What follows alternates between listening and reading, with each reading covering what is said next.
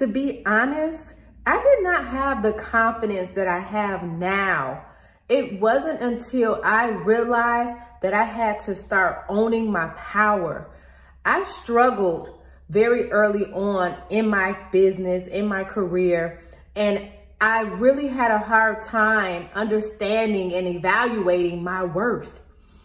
I would compare myself with other people in my industry, and it would make me feel more and more less than. And when I realized that I had to start loving on myself and doing the inner work that made me happy, that's when I started to elevate, not only in my business, but in my personal life as well. See, I come from a fitness background with over a decade of experience in the fitness industry as a fitness expert. And over the years, my superpower has been to help women transform their bodies physically. But this pandemic really showed me, God literally showed me in this pandemic that it was time for me to pivot. It was time for me to pivot because my purpose, helping women transform their bodies physically, the assignment and the vehicle in which I was operating in, it had to change, right? My purpose is to help women and entrepreneurs believe again, jump out of fear so that they can pursue their purpose and their power and literally pour out everything that God has put inside of you. That is my superpower. I'm able to help build that confidence that you once lost. Because for me, I lost motivation and belief in myself. I literally lost motivation and belief so much so that I decided to start driving for Lyft on the side, because I was trying to figure it out on my own. And that was the problem. See, God wanted me to start connecting with coaches and mentors that were going to show me what was possible. Because trying to figure it out on my own, it was not working.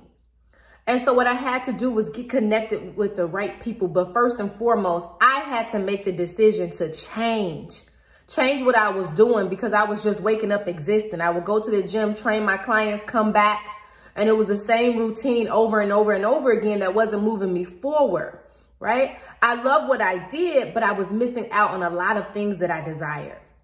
And so when I decided to change, I realized I was not setting intentions. I was not setting goals. I was not keeping track of my numbers in my business. And so therefore, my finances suffered. And so when I started to get a hold and take back power with the things that I needed to do, I shifted immediately. My mindset changed. I started to feel confident because I started loving on myself even more, right?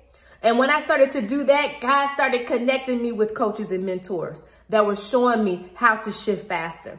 And so I went from having only $322 in my bank account to doing over $120K in less than 9 months, because I started getting things in alignment.